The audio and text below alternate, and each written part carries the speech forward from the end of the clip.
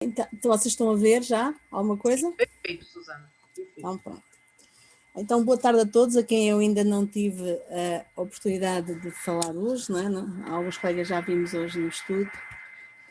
O tema que nos traz hoje aqui é este, a mediunidade ignorada. É o tema do mês, a mediunidade na casa, não é?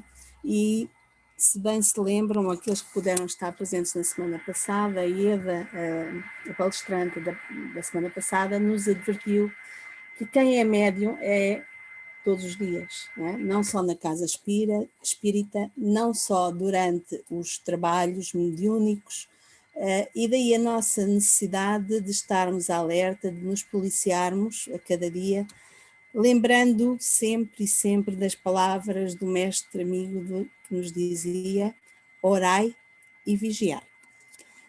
Mas, para entendermos o que é mediunidade e para entendermos o que é mediunidade ignorada, temos que começar por falar dela. E quando se fala em mediunidade, pensamos sempre naqueles médiuns que reconhecemos como exemplo, não é? Lembremos de Chico Xavier, aquele médium de uma mediunidade extremamente ostensiva e que nos deixou a obra que deixou e que é a base para nós podermos estudar. Médium extraordinário e que a maioria de nós gostaria de ser como ele é, ter a mediunidade que ele tem, ou que ele tinha. Só não gostaríamos, provavelmente, porque quem conheceu a vida de Chico, só não gostaríamos de sofrer o que ele sofreu nesta reencarnação. Mas então o que é ser médium? Ser médium, nos diz o Livro dos Espíritos, do Livro dos Médiuns, perdão, no capítulo 32, que é a pessoa que pode servir de intermediária entre os espíritos e os homens. Então, esta palestra será unicamente para falar deste tipo de médiuns, estes médiuns grandes, ostensivos? Não. É para falar de outro tipo de médiuns. Mas como assim? Que tipo de médiuns efetivamente nós vamos falar? Mas há vários tipos de médiuns. Então, vejamos a definição de mediunidade.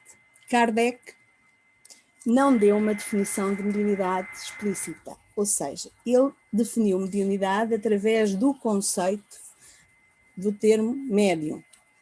Então, mediunidade, diz ele no capítulo 32 do Livro dos Médiuns, que a mediunidade é a faculdade dos médiuns, ou seja, é a tal faculdade daquelas pessoas que servem de intermediárias entre espíritos e os homens. E a partir dessa definição, ele criou duas acessões diferentes sobre mediunidade e sobre o que é ser médium.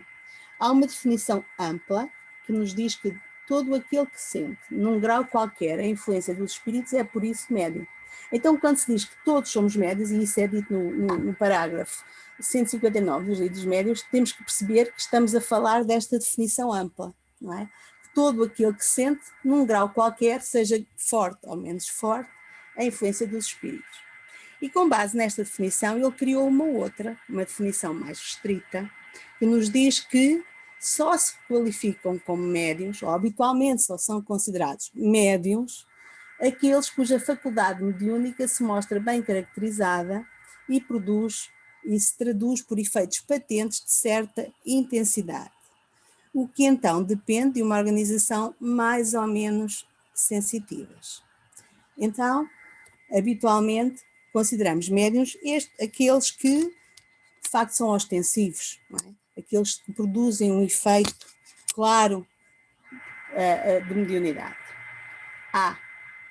Então, volto a dizer que esta palestra então não é para mim, dirão muito também de vocês, não é? Eu não sou médios ostensivos, muitos de vós, nem eu, não vimos, não vemos, não ouvimos, não incorporamos espíritos, não estamos nos trabalhos mediúnicos de uma casa espírita, então porquê é que eu devo ter certos cuidados? Porquê é que eu me devo policiar? Porquê é que eu devo deixar de parte muitos dos meus hábitos habituais? Porque, considerando esta definição ampla de ser médium, nos diz o Livro dos Espíritos que todos somos passíveis de receber a influência dos espíritos. Uns de forma subtil, não é? Através da intuição, outros de forma mais intensiva, não é? Porquê? Porque muitas vezes e com grande frequência são eles que nos dirigem, são eles que nos comandam. Então, se são eles que nos comandam, nós temos que ter atenção e temos que esta questão que se impõe. Então, se todos somos médios e se todos somos alvo da influência dos espíritos, nós somos médiuns de quem? A maioria de nós é médium de quem? Das nossas atividades, a quem é que nós nos ligamos? Pelo amor de Deus, tá bem. Não sei onde é que ouviram, mas volta à questão. Então, a questão que se impõe é, somos médiums de quem? Não é? No nosso dia-a-dia, nas nossas atividades, a quem é que nós nos ligamos? De quem recebemos influência? E para responder a esta questão, nós vamos ao livro de Emmanuel, O Pensamento e Vida, e ele nos diz que assinalamos todos nós os reflexos uns dos outros dentro da nossa relativa capacidade de assimilação. Ninguém permanece fora do movimento de permuta incessante. Respiramos no mundo das imagens que projetamos, mas que também recebemos. Ou seja, tentando traduzir, vivemos numa permuta constante e somos reflexos uns dos outros. Respiramos todos num mundo que resulta das nossas interações enquanto receptores e enquanto emissores. Nós nos sugestionamos, nós nos condicionamos, nós nos influenciamos uns aos outros. E Emmanuel nos diz mais, nos diz que se o homem pudesse contemplar com os próprios olhos as correntes de pensamento, reconheceria de pronto que todos vivemos em regime de comunhão segundo os princípios de afinidade. A associação mora em todas as coisas, presida todos os acontecimentos e comanda a existência de todos os seres. Ou seja, nós não vivemos nunca por nunca isolados e nunca por nunca estamos sozinhos. E mesmo em tempos de pandemia, em onde estamos fechados e trancados entre quatro paredes, não é, nas nossas casas, as associações e as interações continuam a existir. E porquê? Porque falamos, como está aqui no sublinhado, que é meu, não é? Falamos de correntes de pensamento e estas correntes de pensamento não ficam trancadas nas nossas quatro paredes. Ainda que fisicamente possamos estar sozinhos, importa lembrar que o pensamento é um atributo do espírito, não do corpo. E, portanto, seja ele encarnado ou desencarnado, nós estamos permanentemente a emitir e a receber correntes de pensamento. E estas correntes, nos diz Emmanuel, que são regidas, controladas por princípios. Princípios de quê? De afinidade. Mas também nos diz Chico que estas correntes de pensamento são também regidas por uma lei que a maioria de nós desconhece e que está descrita no livro Mecanismos da Mediunidade, que no fundo é a grande base para o tema que vos trago hoje, um livro de Chico Xavier e de Valde Vieira, é de 1959, não é? Onde André Luiz nos fala exatamente desta lei. E que lei é esta? Ela é a lei do campo mental, diz-nos André Luiz, que rege a moradia energética do espírito, segundo a qual a criatura consciente, seja onde for no universo, portanto, não se aplica só a nós que estamos no planeta Terra, aplica-se a todo o universo, apenas assimilará as influências a que se afeiçoa. Ou seja, há um campo mental que rege todo o nosso organismo energético, não é? Seja ele do espírito encarnado ou desencarnado, e esta lei viva é através dela que o nosso pensamento, força viva, força criativa, nos coloca em contacto com quem? Com aqueles que pensam como nós, com aqueles que têm a mesma afinidade e que se afinizam connosco, que têm a mesma forma de pensar que nós. Então,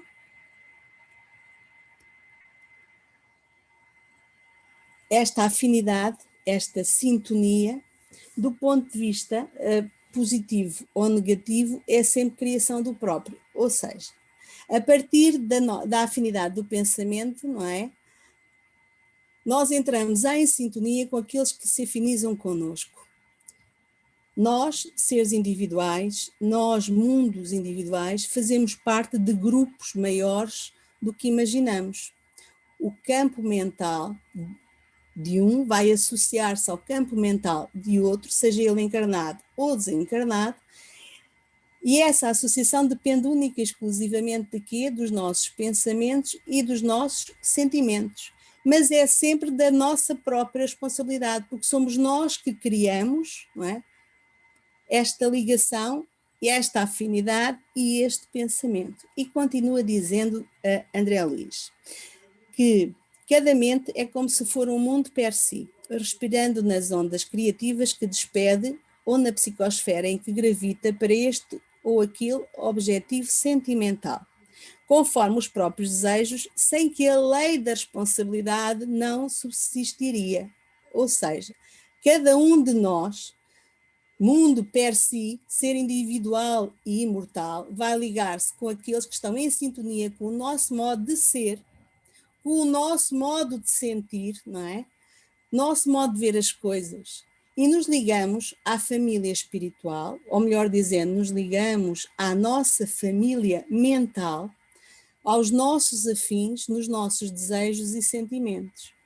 Mas nos diz também que somos responsáveis por essas ligações e que essa responsabilidade é uma lei, a lei da responsabilidade, a qual nenhum de nós se pode isentar.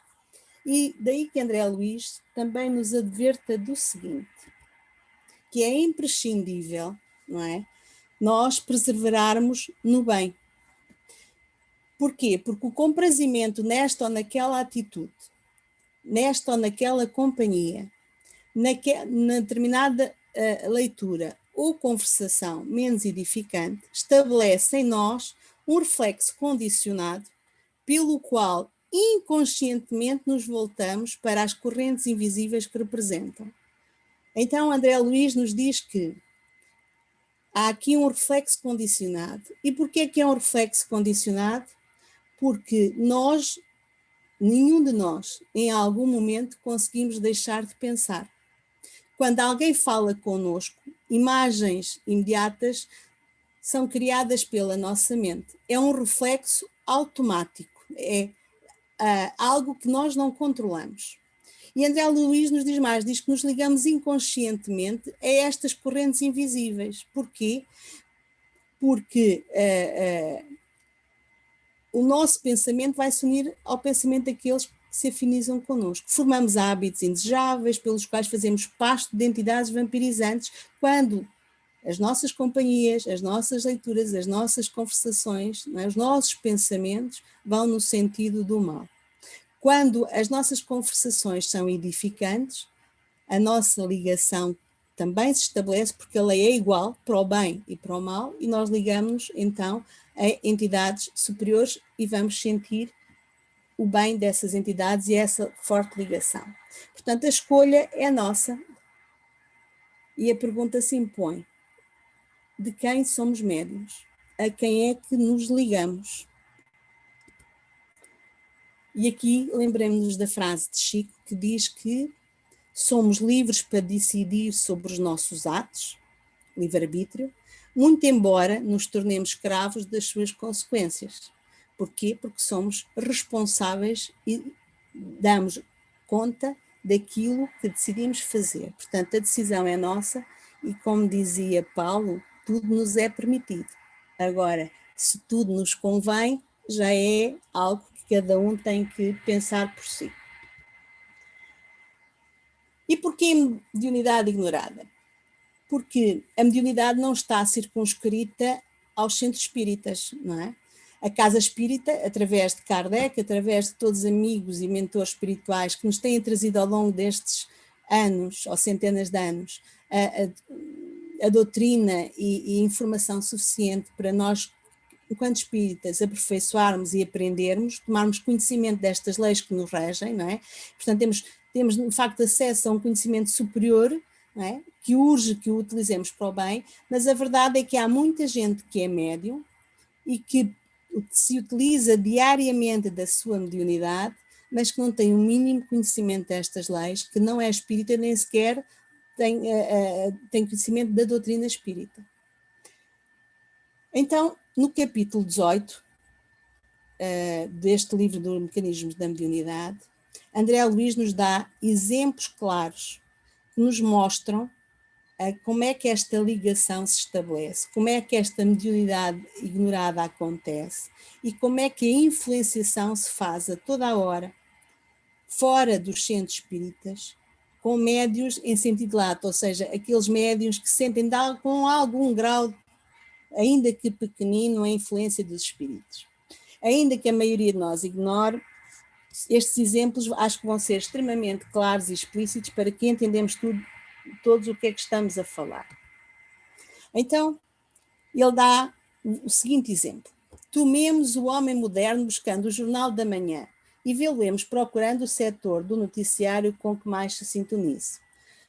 Lembremos que em 1959, quando Chico escreveu isto, um homem moderno lendo o jornal, era um jornal de papel, não é? Mas hoje em dia, muitos de nós pegarão no smartphone, acenderão a televisão, ligarão às redes sociais e cada um vai buscar o tema de acordo com os seus próprios interesses. Para uns será provavelmente o desporto, como é que está o Benfica ou o Sporting, para outros será a política, para outros será o entretenimento, para outros será o horóscopo, a culinária, enfim. Cada um procurará de acordo com o seu interesse e a sua vontade. E nos diz mais André Luiz, diz que se forem os negócios materiais que definem o campo de interesse imediatos, assimilará automaticamente, portanto o leitor do Jornal de Negócios, assimilará automaticamente todos os assuntos comerciais, emitindo oscilação condicionada aos pregões e avisos divulgados. Formará então largos raciocínios sobre o melhor modo de amelhar os lucros possíveis e se o cometimento demanda a cooperação de alguém, buscá-lo-á na pessoa de um parente ou afeiçoado que lhe partilhe as visões da vida. Ou seja, se forem os negócios aquilo que me interessa, não é? O meu tema de eleição é sobre ele que eu vou procurar ler no jornal. E vou entrar em contacto mental com aqueles seres encarnados e desencarnados que estejam na mesma linha de pensamento. Sem assim percebermos, estamos emitindo oscilações mentais condicionadas, ligando-nos por afinidade. Se para a concretização de um objetivo eu precisar de me ligar a alguém, não é? Eu vou-me associar a alguém, como diz aqui André Luiz, que comunga dos meus interesses. Lembremos de um exemplo. Eu invisto na Bolsa. Então, todos os dias eu pego no jornal ou nas notícias e vou ver como é que está o comportamento da Bolsa. Consoante esses resultados das notícias que eu vir, eu vou ficar mais preocupado ou menos preocupado, vou estabelecer, se calhar, algum caminho a seguir, alguma estratégia e ligo ao meu gestor de conta, não é? Que vou precisar de me associar a ele para poder atuar. No fundo, é esta pessoa que eu me ligo e que tem também o mesmo interesse que eu e vou procurar os conselhos e até exteriorizar as minhas preocupações. E André Luiz continua. O sócio potencial da aventura ouvir-lhe-á as alegações e mecanicamente absorver-lhe-á os pensamentos, passando a incorporá-los na onda que lhe seja própria, mentalizando os problemas e realizações previstos em termos análogos. Ou seja, o gestor ouvirá as minhas propostas, as minhas preocupações, que passam também a ser dele. E ele as absorverá mecanicamente, porque cada um pensará no problema de acordo com o seu conhecimento, com a sua experiência, mas todos partindo do mesmo ponto, da notícia do jornal, da notícia de como está o comportamento da Bolsa. E esta construção mental de cada um será diferente, mas ambos produzirão raios mentais subordinados ao tema em foco, comunicando-se intimamente um com o outro, partindo ao encalço do objetivo. Está assim criada, nos diz André Luiz, uma simbiose mental, ou seja, a partir daqui há intercâmbio mediúnico entre os dois encarnados, entre o leitor e o seu gestor de conta, porque entraram em simbiose mental, partilham a mesma preocupação, partilham o mesmo objetivo e entram na mesma corrente. Estamos aqui a falar de quê? Intercâmbio mediúnico. Foge à maioria do conhecimento de todos nós que assim acontece. E vejamos um outro exemplo também dado por André Luiz no mesmo capítulo. Agora, não uma pessoa interessada em jornal, da política, nos negócios, mas alguém interessado, por exemplo, na secção de crimes. E diz assim: avidamente procurará os sucessos mais lamentáveis e, fim da voluptuosa seleção dos crimes ou desastres apresentados, escolherá o mais impressionante aos próprios olhos para nele concentrar a sua atenção. Portanto, feito isto, começará exteriorizando na onda mental característica dos quadros traficantes que lhe nasceram do cérebro, plasmando a sua própria versão ao redor dos factos ocorridos. A gente sabe que a linguagem de André Luiz nem sempre é fácil de perceber. O que ele está a querer dizer é que se nós tivermos interesse nos policiais, vamos à secção de crime, vamos ouvir os jornais, vamos à CMTV, vamos ao Jornal Crime, um jornal antigo que existia, mas que em todos os jornais há estas secções, não é? E começamos, condicionados por o que lemos, por o relato que é feito dos factos, de como é que as coisas aconteceram, nós próprios, o nosso pensamento começa a plasmar a nossa versão do acontecido, de acordo com a nossa interpretação, de acordo com o nosso mundo íntimo, com os nossos valores e com os nossos preconceitos. E isto é algo que é comum com todos nós. A mesma coisa acontece quando nós vamos ao cinema, não é? No final, nós não ficamos a discorrer sobre o filme, sobre as cenas, o que mais nos marcou. Estamos aqui a plasmar e a sintonizar com aqueles que estiveram também a ver o filme e com aquelas entidades que de alguma forma se associam àquela forma de pensar e de agir. O mesmo acontece quando, por exemplo, nós estamos, como os brasileiros dizem, a partilhar uma fofoca, não é? Nós estamos a absorver a mesma forma o pensamento de alguém que nos buzinou ao ouvido e quando a transmitimos, também a transmitimos e colorimos de acordo com os nossos padrões, sentimentos e valores. Portanto, isto é algo que acontece todos os dias com qualquer um de nós, embora nós muitas vezes não tenhamos consciência que isto acontece. Então, diz-nos André Luiz, que a partir daqui, a partir do momento em que lemos, em que construímos a cena, nós passamos a ser o quê? Co-criadores destas imagens mentais degradantes, que entrarão em sintonia com os espíritos que vibram na mesma frequência. Então, se nós estivéssemos, por exemplo, a ver um filme de terror, um filme violento, um filme do Holocausto ou de guerra, ou de novelas onde só há dissimulação, maldade, ódio, vingança, etc., a quem é que nós nos estamos a ligar? Que cenas é que nós nos tornamos co-criadores? Esta é a advertência de André Luiz. Neste estado de ânimo, atrairemos companhias simpáticas que, lhe escutando as conjecturas, passarão a cunhar pensamentos da mesma natureza, associando-lhe à maneira íntima de ver, não obstante cada um se mostre, em campo pessoal de interpretação. Portanto, é preciso termos então cuidado com o que nós escolhemos ler, com o que nós escolhemos ver, ouvir, porque automaticamente estaremos a chamar do mundo espiritual as companhias espirituais simpáticas que se afinizam com aquele estado mental. Portanto, neste sentido, começamos a sentir-nos muitas vezes mal, irritados, irados, impacientes, violentos, nervosos, criamos problemas em casa e não entendemos o porquê. Estamos a ser médiuns destas entidades. E isto acontece com todos nós, sem exceção. E voltamos à questão. É deste tipo de espíritos que todos nós queremos ser instrumento? É com este tipo de espíritos que todos nós queremos continuar associados? Não será a altura de começarmos a educar os nossos gostos? Lembremos-nos da lei da responsabilidade que nos foi dita lá atrás. A responsabilidade é nossa, não é? Isto porquê? Porque nos diz André Luiz que ao visualizarmos, ao vermos, ao ouvirmos, ao falarmos, criam-se as formas de pensamento.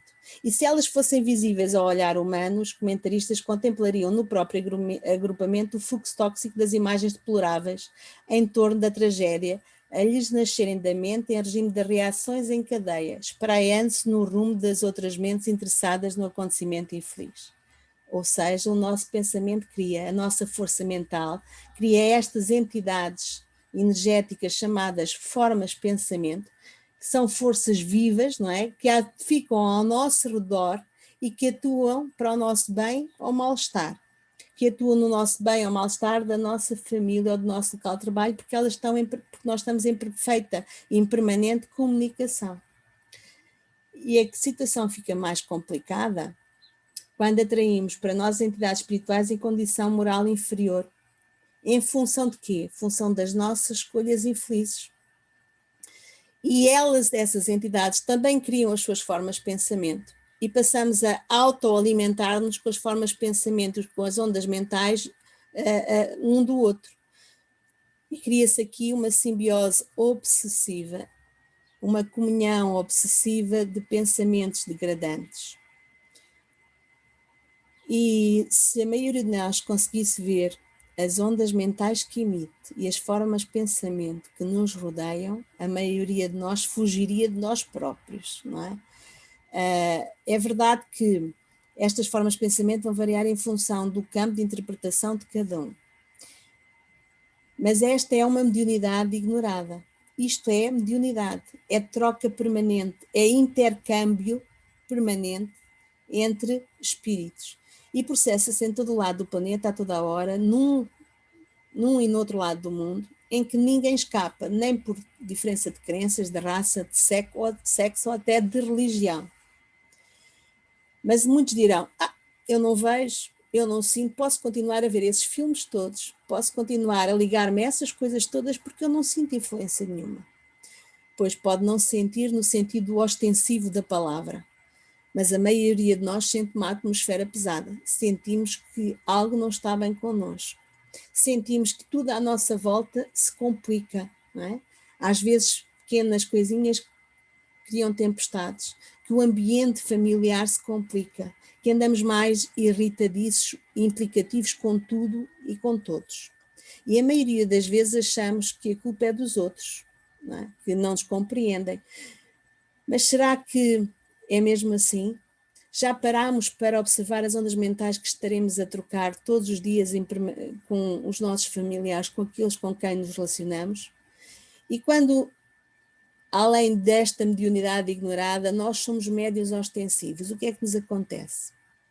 Vemos-nos espíritos inferiores, sentimos-nos perseguidos, sentimos que alguém nos observa, sentimos-nos estranhos, mas a maioria de nós não sabe porquê. Agora sabe que depende das ligações e de quem anda a chamar, não é? Esta é uma realidade que foi revelada pelos espíritos superiores, graças à mediunidade de Chico Xavier, aqui recebendo de Emmanuel e dos seus mentores as instruções para nos passar, não é?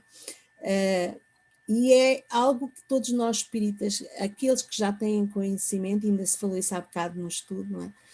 Aqueles que já têm conhecimento possam combater isto, que saibamos que a nossa obrigação é nos dominarmos, dominar o nosso campo mental, fazermos a nossa auto-reforma, o nosso autoesclarecimento, para que possamos mudar este quadro lamentável de associações mentais que ocorrem diariamente com todos nós.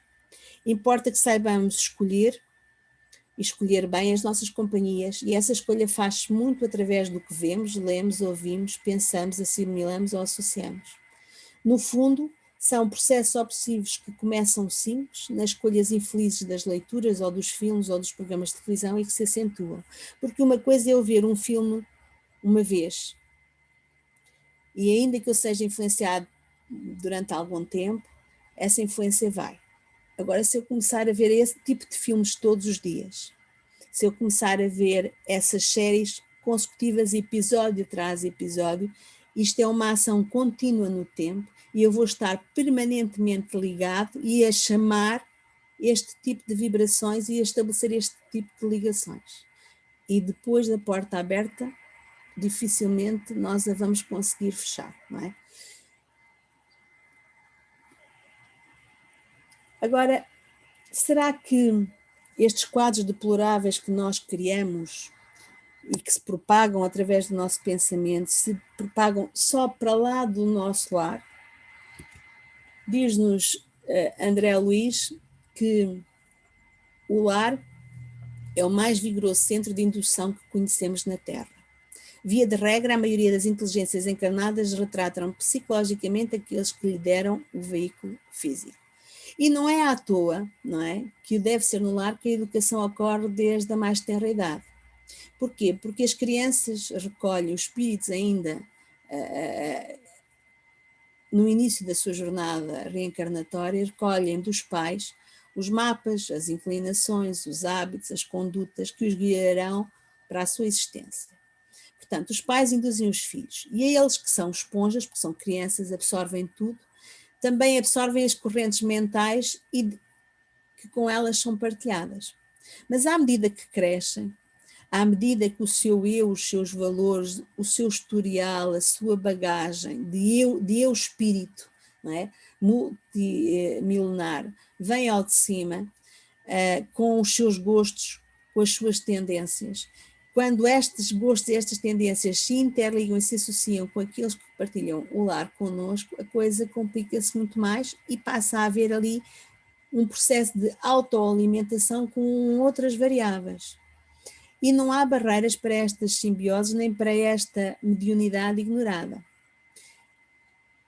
Então, sabendo disto, não é? Porque é que nós continuamos a agir da forma que agimos? Nós deixamos as nossas crianças verem certos filmes? Não. Deixamos vê-los certos programas? Não. Porquê? Porque a maioria deles é impressionável, não é? Depois têm pesadelos, porque aquele tipo de comportamentos pode condicioná-los para o resto da sua vida, no seu crescimento, no seu desenvolvimento, na sua maturidade. Então, será que não acontece o mesmo connosco? Será que essas mensagens não ficam permanentemente na nossa mente e interferindo com a nossa forma de pensar? Mas eu já sou adulto, não é? Já consigo controlar o meu pensamento. Não. Mas eu já sou adulto, eu já consigo discernir entre o bem e o mal. Sim, é verdade, graças a Deus a nossa consciência nos adverte para aquilo que é o bem e o que é o mal. Mas será que nós sabemos mesmo discernir? Sabemos mesmo fazer as nossas escolhas? Será que conseguimos ver sem nos envolver nestas vibrações? Será que temos o autocontrole suficiente? Não, porque vimos que é um processo mecânico e automático e que foge muito além do nosso controle. Além do mais, nós não podemos esquecer-nos que ainda somos muito imperfeitos e que estas vivências mais arraigadas ao mal, às baixas vibrações, são aquelas com que mais facilmente nós nos ligamos. Mas André Luiz nos dá um outro exemplo, porque nos falou dos homens de negócios, nos falou dos crimes, e há muita gente que diz assim, mas eu já não vejo esse tipo de programas, eu já não vejo esse tipo de filmes. Pois não, mas se calhar vão conseguir rever-se neste exemplo que André Luiz nos continua a dar. E nos diz assim: na pauta do reflexo condicionado específico, surpreendemos também vícios diversos, tão vulgares na vida social como sejam a maledicência, a crítica sistemática, os abusos da alimentação e os exageros do sexo. Este ou aquele espírito encarnado, sob o disfarce de um título honroso qualquer, lança um motivo inconveniente numa reunião ou conversação, e quantos lhe aderem ao mote passam a lançar oscilações mentais no plano menos digno que se lhes diga respeito, plasmando formas de pensamento estranhas, entre as quais permanece o conjunto em comunhão temporária, do qual cada um retira, experimentando excitação de natureza inferior à caça da presa para os apetites que manifesta. Ou seja, ele nos dá o exemplo de uma reunião social, uma festa, um grupo de amigos, uma conversação entre colegas de trabalho, um estudo numa casa espírita. Se a conversa não tem um fundo elevado, se alguém, por algum motivo, durante a nossa conversa, lança como diz André Luiz, um tópico menos digno na conversa, se alguém tem algum destes vícios, não é? Da maledicência, da crítica sistemática, dos abusos da alimentação ou dos exageros do sexo, quando lançam estas temáticas para a conversa, o nosso pensamento plasma, e aqueles que se associam a esse pensamento de acordo com o seu interesse, não é? Criam essa psicosfera e essa ligação no grupo, e a vibração do grupo cai assustadoramente. E ninguém venha a desculpar-se, porque alguns dizem, mas eu fui influenciado, eu não queria. Isso não existe. Lembremos-nos da lei da responsabilidade. Somos responsáveis pelas nossas ações e elas só derivam daquilo que nos vai no coração e daquilo que nós aceitamos fazer. E André Luiz nos faz uma grande chamada de atenção, porque a maioria da população humana exerce esta mediunidade ignorada, não é? Nos diz ele, como é fácil reconhecer, cada um foi apenas influenciado de acordo com as suas próprias inclinações, mas debita a si próprio os erros que venha a perpetrar conforme a onda mental que deitou de si mesmo. Quando isto acontece na casa espírita, no início dos trabalhos ou durante o trabalho e durante a tarefa, quando alguém lança um tema de conversação menos correto, quando alguém tem uma observação mais infeliz, quando alguém tem uma crítica mais acerrada, os médiuns que ali estão colocam em risco todo o trabalho e toda a atuação da equipe espiritual, porque trazem para o grupo, por seu livre-arbítrio, por sua responsabilidade, trazem para dentro do trabalho, para dentro da reunião, aqueles que se afinizam com esses sentimentos da discórdia, da crítica, da maledicência. E a verdade é que a equipa espiritual muitas vezes isola esses médiuns. E eles sofrem duas consequências. A primeira, porque são os primeiros a serem envolvidos por esta vibração negativa, por estas ligações que estabelecem. A influência destas ligações, são os primeiros a senti-las. E segundo, porque muitas vezes, ao serem isolados por a equipa espiritual, perdem a oportunidade de trabalhar, perdem a oportunidade de dar de si, que é algo que é fundamental para qualquer um de nós, não é? Aprender a dar de si, aprender a trabalhar em prol dos outros. E por isso é que o Cristo já nos advertia que o escândalo é necessário, mas ai daquele por quem o escândalo venha. Portanto, saibamos frear os nossos impulsos, as nossas vontades, os nossos egoísmos, os nossos orgulhos. E mais uma vez, de quem é que queremos ser médiuns? Médiuns da discórdia? Pensemos no assunto. E André Luiz continua dizendo que em todos os continentes podemos encontrar milhões de pessoas em tarefas dignas ou menos dignas. Mais destacadamente os expositores, os artistas da palavra, na tribuna e na pena, como veículos mais constantemente acessíveis ao pensamento, senhoreados por espíritos desenfaixados do liame físico, atendendo a determinadas obras ou influenciando pessoas para fins superiores ou inferiores em largos processos de mediunidade ignorada. Portanto, o processo acontece e funciona quer para o bem, quer para o mal. Se estivermos ligados ao bem, as associações mentais também acontecerão desta vez para o nosso progresso moral e nós nos sentiremos bem. E temos na história humana milhares de exemplos da boa e má utilização da palavra, do fator mediático, porque é através deles que muitas massas se movimentam. Mas se todos estes que aqui vemos, no caso, escolhi a imagem do Papa Francisco, em que através da sua oratória, através da sua palavra, ele tenta envolver as massas para uma mudança de comportamento, para se movimentarem no bem e na prece. Também temos outros que, utilizando da tribuna, do poder de controle da massa, não é?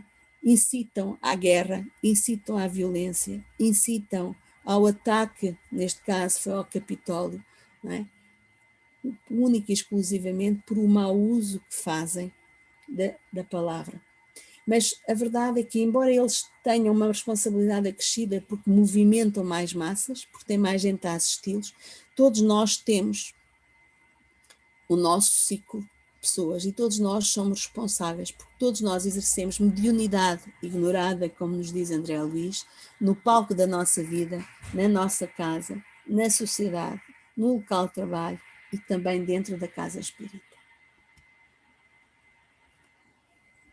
Mas se poucos sabem disto, porque há muita gente, como disse, da mediunidade ignorada, há muita gente, a mediunidade vai para além da barreira da casa física, da casa espírita, e se muitos desconhecem esta realidade, dentro, e é muitas vezes até dentro da própria doutrina, a verdade é que esta realidade, estes mecanismos não passam despercebidos aos nossos obsessores.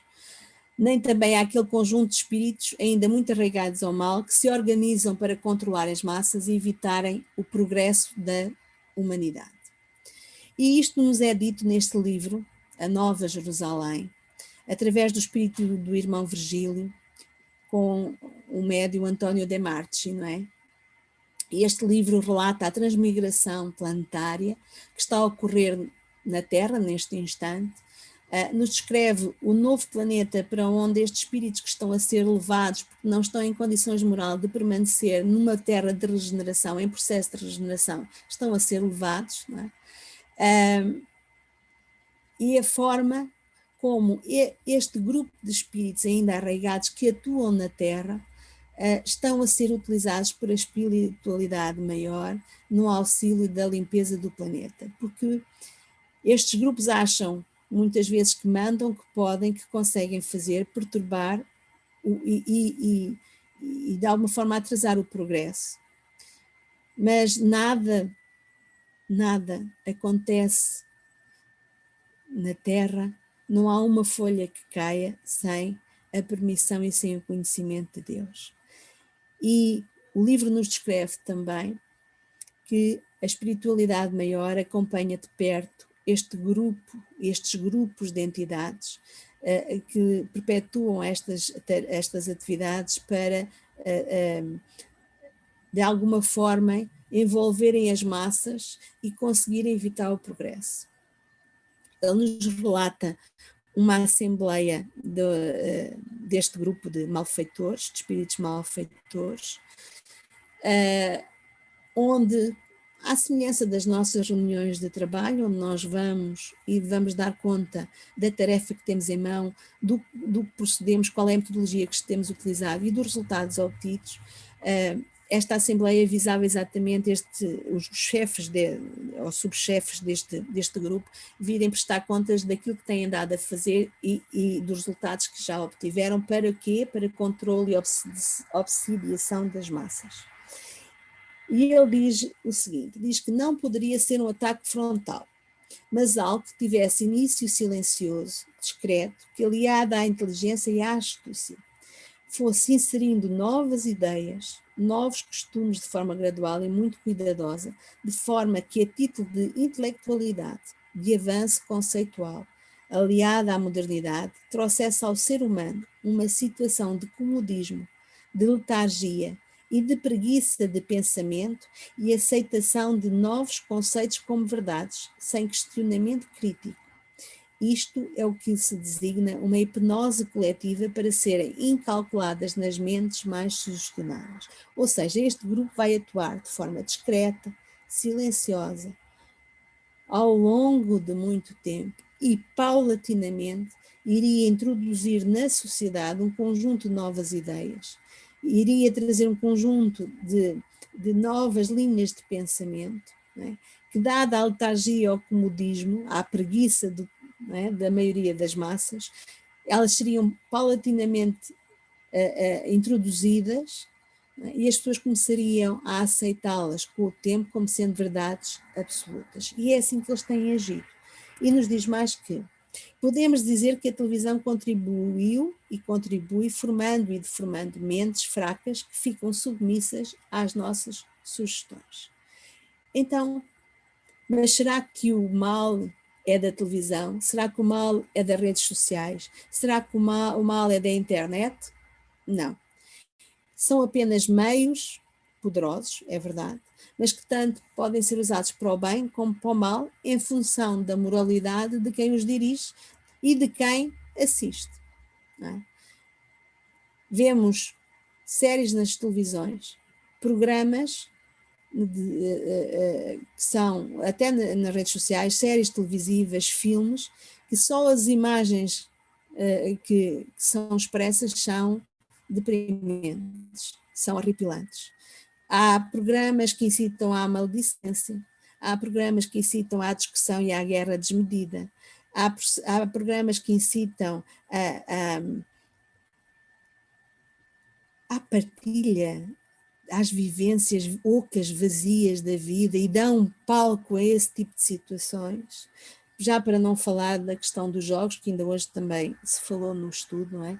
De que incitam à violência e à dependência dos jovens. E tudo isto o livro aborda.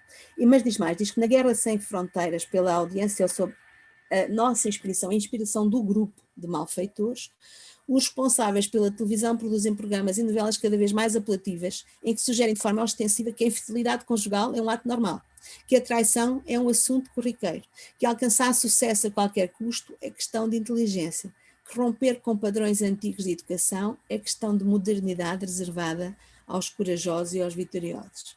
Vemos assim que existe uma influência que é exercida sobre os média e sobre os dirigentes dos média, não é? Por este grupo, ou por grupos de espíritos que atuam desta forma, para quê? Para subverter os padrões morais, de forma a condicionar, de forma a hipnotizar os menos atentos, abrindo o campo para uma influenciação negativa de baixo padrão vibratório, abrindo assim portas à obsessão e a vinganças. E depois de eu abrir as portas, depois de eu tirar o código de segurança do alarme, então entra quem quiser. E fechar a porta e voltar a colocar o alarme é um processo lento que nem sempre é fácil, porque estamos aqui então a falar já de obsessão. E de quem é a responsabilidade? É da televisão ou de quem se liga horas a fio a dar audiência a estas situações? E eu não estou aqui a criticar a televisão, nem os programas, nem o cinema, por amor de Deus. Eu estou a relatar aquilo que nos é escrito e que a doutrina nos traz para que tenhamos conhecimento, ou uma chamada de atenção para aquilo que andamos a fazer, sem muitas vezes ter conhecimento de que isso acontece. Verificamos que, infelizmente, programas de conteúdo elevado quase não encontram sintonia no grande público e por isso não alcançam grandes níveis de audiência, o que demonstra que os ditos programas populares, filmes violentos, de sexo desregrado, mentiras, depravação e as novelas de moral duvidosa é que encontram sintonia desejada pelas forças do mal. Portanto, mesmo que estes espíritos pudessem influenciar os dirigentes dos mídias para desenvolver este tipo de programas, a verdade é que a maioria continua a ter assistências altíssimas e as audiências sobem, e os programas ditos de boa sintonia acabam por não ter audiência e, portanto, são retirados do ecrã. E isto porquê? Porque nós ainda estamos muito arraigados aos prazeres mundanos e às baixas vibrações, exatamente devido ao nosso estado evolutivo. Pode-se concluir assim que em torno de uma pessoa, de uma família, de uma cidade, de uma nação, de um planeta, existe uma atmosfera espiritual fluídica que varia vibratoriamente segundo a natureza moral dos espíritos envolvidos. Isto nos diz a Revista Espírita de Allan Kardec em 1867, não é?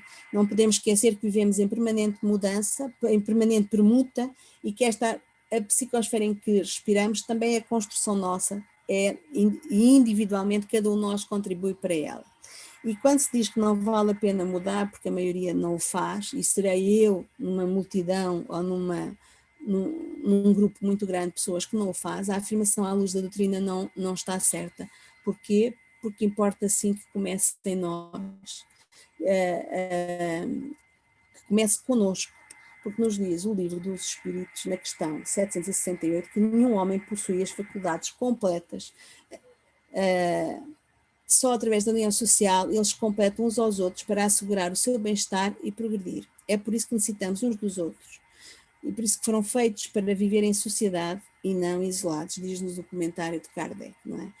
E é verdade que eu tenho defeitos e vícios que são meus e que não vou voltar a tê-los, não tenho certos vícios e certos defeitos e não vou voltar a tê-los porque a sociedade os tem, porque isso era regredir, mas também há outros que eu ainda tenho, e que o grupo onde eu estou, ou com as pessoas com quem eu convivo, não têm, não é? E é nesta troca e nesta partilha destas experiências, destas formas de ver e de agir e de entender que nós progredimos e nos completamos. Eu não sou um ser completo, eu não sou moralmente educada por si só. Eu me completo e eu me educo moralmente na partilha e na vivência com o outro, não é? E nós temos que aprender a viver com isto. Estamos no patamar em que estamos, mas a vida se encarrega de colocar no nosso lugar, ou ao nosso lado, ao pé de nós, as pessoas certas, para que eu aprenda ou que sirva de exemplo, não é? Para essas pessoas, para que eu partilhe e que através desta partilha todos nós possamos progredir. As dificuldades, como vimos, são acrescidas pela lei do campo mental e eu não quero que me interpretem mal, não quero que pensem que eu estou aqui a incitar toda a gente a deixar de ver televisão, a deixar de ver filmes ou de andarem nos meios digitais de todo. Agora, temos é que aprender a proceder corretamente, não é? Nestas situações. Não é ficar fechados em casa como um eremita. Claro que agora com a pandemia é uma situação excepcional, mas habitualmente não é assim que deve acontecer. Então o Evangelho nos diz que nós temos que aprender a viver, não é? Como homens da nossa época, como os homens devem viver. E para que sacrificar-nos às necessidades e às frivolidades de cada dia, mas sacrificar-nos como um sentimento de pureza que as possa santificar. Ou seja, nós estamos num mundo de matéria, vivemos num mundo da matéria, e dentro dos limites, dentro da minha condição, dentro do meu conhecimento, eu devo viver na sociedade seguindo algumas regras, seguindo alguns hábitos da sociedade. E diz mais, este capítulo 17 dos Sete Perfeitos, diz que foste chamados a entrar em contato com espíritos de natureza diferente, de caráteres antagónicos. Não melindreis a nenhum com que vos encontrardes. Sede alegres, felizes, mas com a alegria da boa consciência. A virtude não consiste em vestir-se com aspectos lúgubres e severos, em recusar os prazeres que a vossa condição humana permite. Portanto, as opções são de cada um, viver com alegria, partilhando do bem e do progresso, apelindo a violência e tudo aquilo que é contrário à lei. Basta ao começar e ao terminar cada uma das tarefas levar o pensamento ao alto, não é? Ao Criador, e pedir a proteção para executar e no final agradecer por a ajuda dada, por termos conseguido desenvolver a tarefa. Não façais sem que a lembrança de Deus venha purificar e santificar os vossos atos, né? O recurso imprescindível nas nossas vidas é a prece. E antes de começar e terminar qualquer trabalho, é isso que nós devemos fazer e é isso que nós fazemos na casa. Sigamos o exemplo do Mestre Jesus. Lembremos que também ele conversava com o Pai. E se ele, que era um espírito muito mais elevado que nós, sentia essa necessidade de ter que conversar com o Pai, como é que nós, tão moralmente atrasados e tão falíveis, não o fazemos, não é?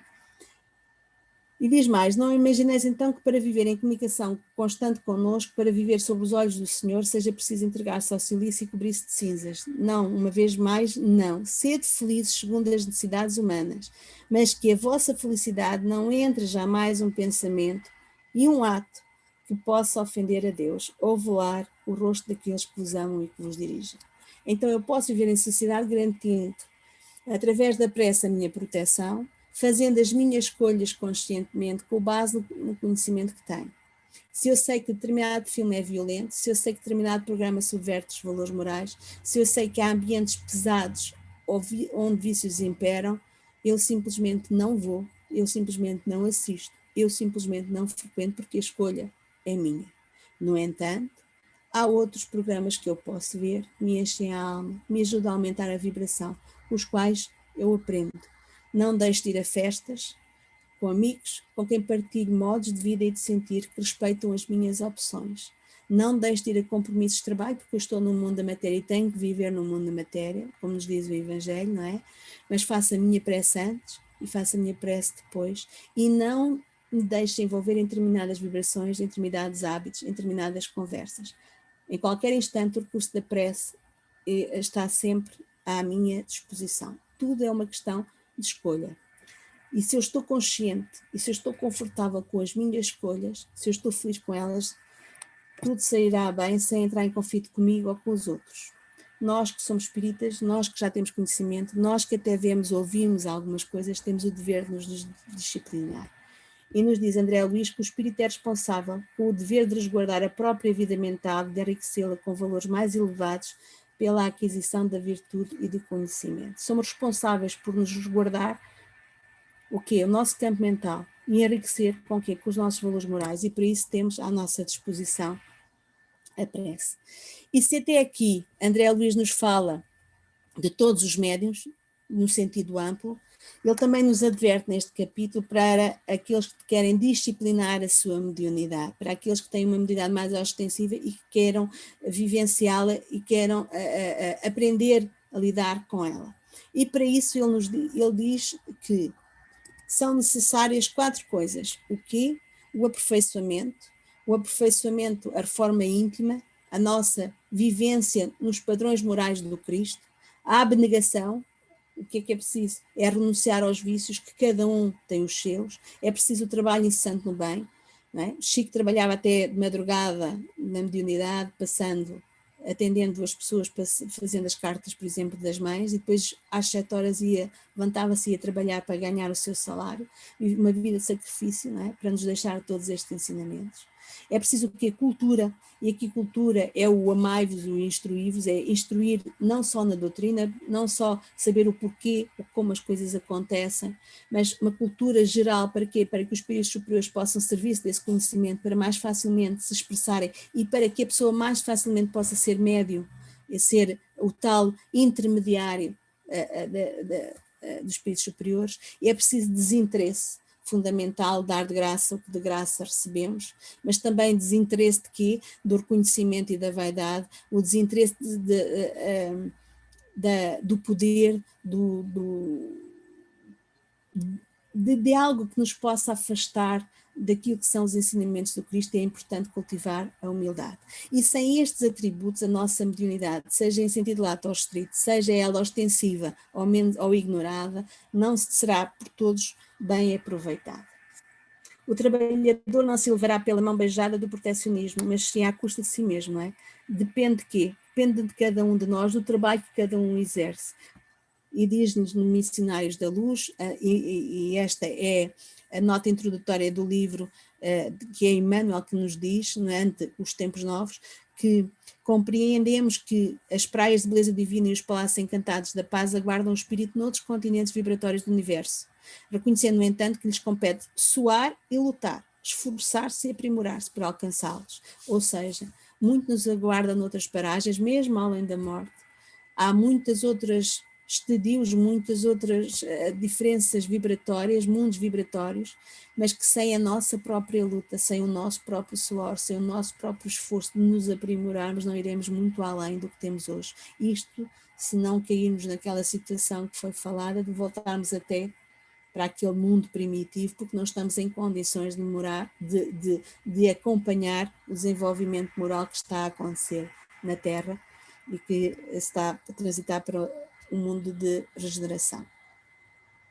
E para terminar, diz-nos Chico também neste livro Segue-me que quem observa o mal e o remédio contra o mal é naturalmente induzido a refletir no pensamento livre e nos recursos neutros que o cercam, não é? E ele dá alguns exemplos, como a pedra tanto se pode ferir ou injuriar, quanto edificar e esculpir. A criatura é livre de usar o fogo de maneiras diversas, como sejam extinguir o frio, afastar as trevas, preparar o próprio alimento, condicionar a matéria ou destruir através do incêndio. Portanto, somos livres de pensar e de agir, cabe-nos a escolha. Podemos usar o que temos para o bem, para o bom uso ou para um uso ligeiramente diferente. Se não o sabiam, duvido que a maioria de vós conhece e estuda, a partir de hoje temos conhecimento suficiente para fazer as nossas escolhas usando bem ou menos bem a nossa mediunidade. Mas uma coisa é certa, ela já não é de todo ignorada para todos nós. E também nos diz Emmanuel que assim também acontece com os tesouros do tempo, rigorosamente iguais para todas as criaturas, segundo o critério da eterna justiça. A hora do chefe, a hora do subordinado, a hora do homem culto, a hora do homem menos culto, da pessoa transitoriamente mais favorecida ou menos favorecida de recursos materiais é matematicamente constituída por 60 minutos. Ou seja, todos temos a mesma oportunidade, porque o tempo que nos é dado é igual para todos. Somar semelhante valor ao bem ou ao mal, melhorando as condições ou o agravamento dos problemas da nossa vida, será sempre uma questão de atitude pertinente para todos nós. E o que fazemos deste tempo que nos é dado é da nossa responsabilidade e assumimos depois as nossas consequências. Há um ditado português que diz-me com quem andas, dir-te-ei quem és. Na doutrina, depois de estudarmos, conseguimos traduzir este ditado português para diz-me o que pensas e dir-te-ei com quem andas. A pergunta fica no ar para que cada um possa refletir e fazer a sua escolha individual. De quem e de que tipo de espíritos nós queremos ser médios? De quem é que nós andamos a ser intermediários? E para terminar, deixo-vos a frase de Chico. Aos outros dou o direito de ser como são. A mim dou o dever de ser cada dia melhor. Não tenho o objetivo de mudar ninguém. Não é de todo o objetivo de falar do tema hoje é que obrigar-vos a fazer as minhas escolhas, mas espero de facto que, trazendo à luz da doutrina aquilo que os espíritos superiores nos trouxeram, os ensinamentos que nos trouxeram, cada um a partir de hoje consiga fazer racionalmente, com base no conhecimento, as suas escolhas e que as consiga fazer de forma mais acertada para cada um. Obrigada a todos pela atenção e que Jesus nos abençoe hoje e sempre. Eu não sei qual é a hora,